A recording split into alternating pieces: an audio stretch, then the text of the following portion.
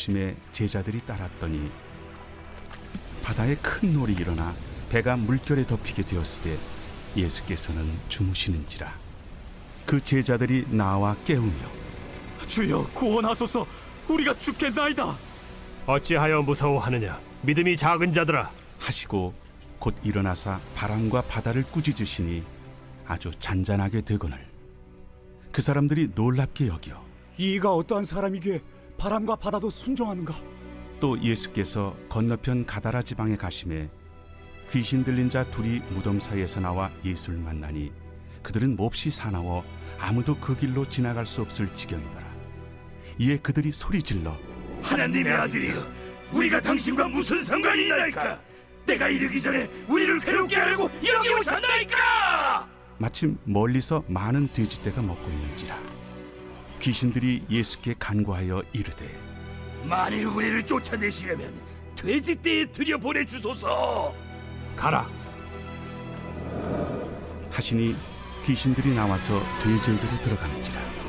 온 떼가 비탈로 내리더라 바다에 들어가서 물에서 몰사하더니 치던 자들이 달아나 시내에 들어가 이 모든 일과 귀신 들린 자의 일을 고하니 온 시내가 예수를 만나려고 나가서 보고 그 지방에서 떠나시기를 간구하더라. 할렐루야. 오늘 우리에게 주신 하나님의 말씀은 마태복음 8장 23절부터 34절까지 말씀입니다. 오늘 말씀의 제목은 예수님을 의지해야 합니다입니다. 조선 왕조는 대략 500년 가까이 지속이 되었습니다. 총 27명의 왕이 있었고요. 재미있게도 조선의 왕들 순서를 외우다 보면은 제 이름이 제일 먼저 등장합니다. 그래서 한때는 제 별명이 태정태세 문단세였습니다.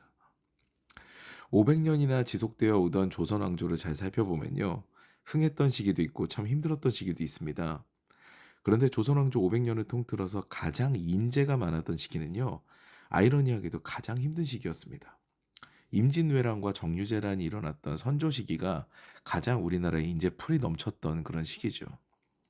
문신으로는 율곡 이의를 비롯해서 송강, 정철, 유성룡, 오성과 한음으로 유명한 이양복과 이하응 등이 포진이 되었으며, 무관으로는 불세출의 장군이었던 이순신과 권율, 신립, 김시민 등이 이 시대의 인재였습니다.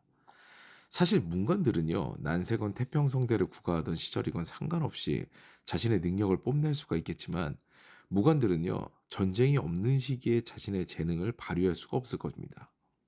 그래서 소위 명장으로 불리는 장군들은요, 다 전쟁의 시기에 등장합니다. 정확하게 이야기하면요, 매 시대마다 명장의 제목들이 있었겠지만 그들이 쓰임받는 것은 전쟁이 있었던 시기라는 거죠. 이같이 사람은 아무리 뛰어난 능력이 있어도 시대를 만나지 못하면 쓰임받지 못합니다. 뒤집어서 얘기하자면요, 환경은 사람이 어찌할 수 없다는 이야기죠. 그만큼 인간은 연약한 존재입니다. 오늘 말씀도요, 이 생각의 연장에서 봐야 되는 부분이에요. 오늘 말씀은 두 가지 사건을 연이어서 기록하고 있는데요. 첫 번째는 예수님과 제자들이 갈릴리 호수에서 풍랑을 만난 사건이고요. 두 번째는 거라사의 광인 사건입니다. 예수께서 제자들과 배를 타고 건너가시는데 풍랑이 일어납니다. 제가 예전에 성지순례를 다녀왔을 때 갈릴리 호수에서 선상 성창식을 한 적이 있었는데요. 갈릴리 호수 또는 바다는요, 정말 날씨가 변화무쌍합니다. 바람의 기미가 전혀 없어서 배를 타고 나갔는데 갑자기 바람이 불어와서 모자가 다 날아갈 정도였었거든요. 제자들은 배가 흔들려 무서울 정도로 강한 풍랑을 만난 거예요. 근데 문제는 이들이 바다의 잔뼈가 굵은 어부들이었다는 사실입니다. 이 재미있는 사실은요, 근데 베테랑 어부였던 예수의 제자들은요, 예수님을 만날 때마다 자신들의 능력이 부정당합니다. 능력과 상관없이 아무 일도 하지 못해요. 오늘 본문도 마찬가지죠. 그들이 얼마나 많은 배를 타봤을까요? 처음에는 자신만만하게 예수님을 깨우지도 않았을 겁니다. 풍랑을 능히 벗어날 수 있다고 생각했겠죠. 이렇게 나의 경험과 상식이 위험을 초래할 수가 있습니다. 결국 그 풍랑은요, 예수께서 일어나시고 잠잠해지게 되죠. 두 번째는요, 광인 둘과 마주친 예수님의 일화입니다.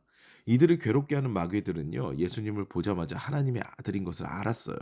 그리고 예수께서 마귀를 쫓아낼 것도 아셨습니다. 그래서 간청하죠. 화풀이 대상으로 돼지떼를 지목합니다. 그리고 돼지떼가 다 몰살당하게 되죠. 이 환경도 우리가 어찌할 수 없는 환경입니다. 자연적으로 일어나는 그런 재해들도 우리에게 굉장히 미치는 영향이 크지만요. 마귀가 이렇게 돼지떼를 몰살시키는 것 같이 우리의 환경을 옆에서 조종하여서 방해하는 일들도 우리에게 있다는 얘기죠. 이 모든 것들은 우리가 어찌할 수 없는 부분들이에요. 그렇기 때문에 우리는 주님을 의지해야 되는 신앙을 가져야 되는 거죠. 근데 한 가지 의문이 듭니다. 왜 예수께서는 마귀들이 돼지떼를 몰살시키는 것을 허용하셨을까요? 이것을 두고 학자들은 여러 가지 의견을 제시하는데요. 가장 신빙성이 있는 것은요. 돼지를 치는 이들을 징계하기 위함이라는 의견입니다.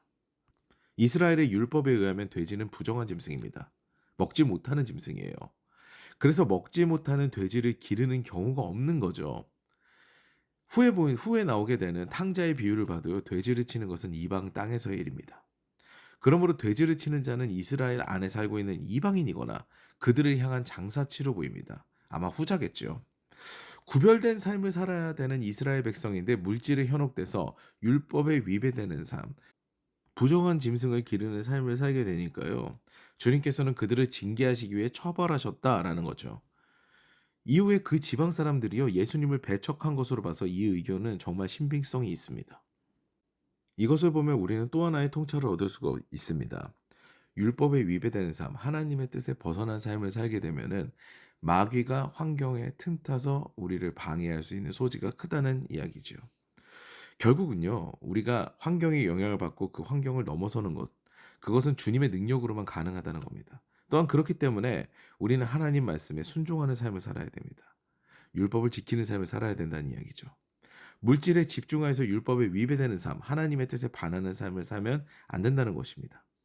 오늘도 능력보다 더 중요한 환경, 그 환경을 넘어서는 주님을 바라보며 주님의 말씀대로 사는 삶을 통하여서 매일매일 기적과 같은 삶을 경험하는 저 여러분 되시기를 주님의 이름으로 축원합니다.